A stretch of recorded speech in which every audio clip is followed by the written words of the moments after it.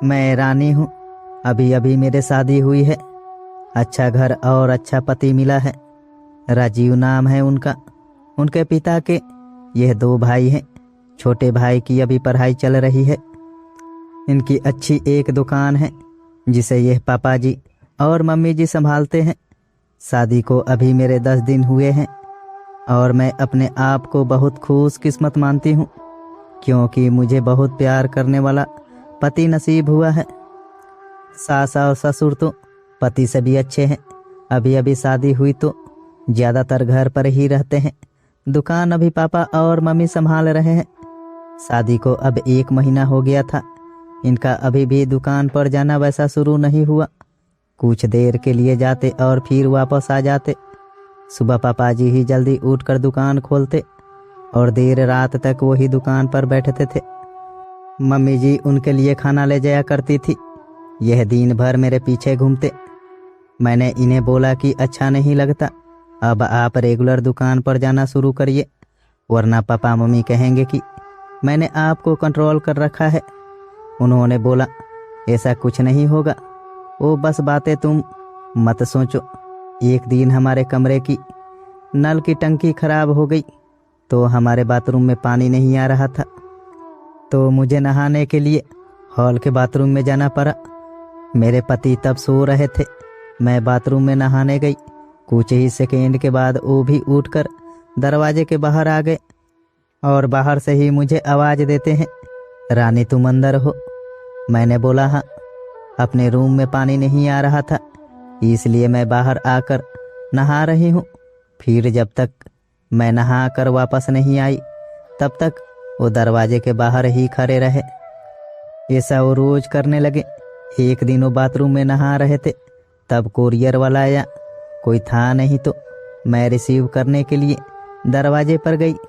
मैं अभी उससे बात ही कर रही थी कि यह बाथरूम से टॉल में ही भाग कर आए। आते ही मुझे जोर से कहते हैं कि तुम अंदर जाओ।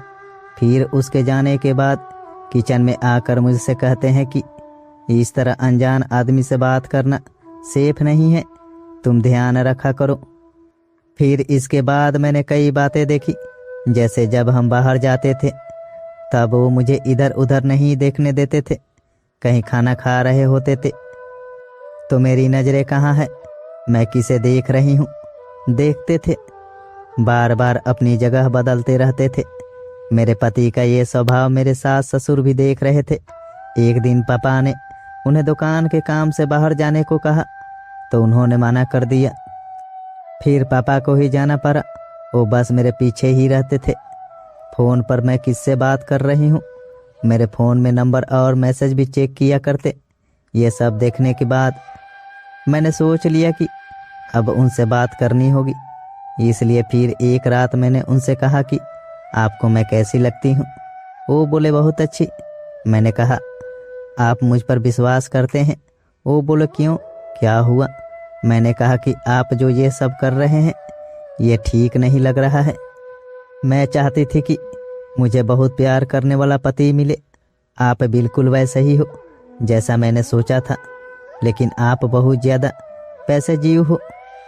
क्या आप मुझ पर शक करते हैं? क्या आपको लगता है मैं आपको भरोसा तोड़ूंगी? वो बोले नहीं, ऐसा नहीं है।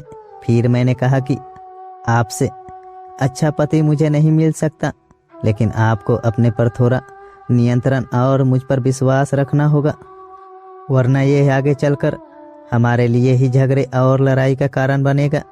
मुझे पता है शायद आपको मुश्किल लगेगा, लेकिन आप थोड़ा थोड़ा बदलिए, मैं आपके साथ हूँ। वो बोले हाँ, मैं कोशिश करूँगा। अगली सुबह मैंने उनको उठाया और कहा कि दुकान आप जाएंगे और खाने के पहले नहीं आएंगे।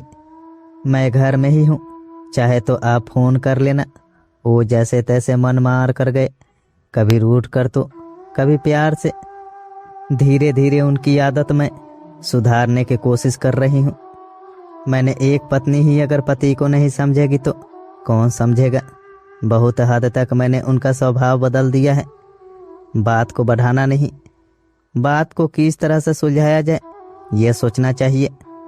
हम दोनों में एक बात तय हुई कि हम एक दूसरे के मन में क्या चल रहा है हमेशा एक दूसरे को बताते रहेंगे। बात नहीं करना, अपनी बात मन में ही रखना ही किसी समस्या को जन्म देता है। तो दोस्तों, अगर आपको ये कहानी अच्छी लगी हो तो मेरे वीडियो को लाइक करके चैनल को सब्सक्राइब जरूर करें।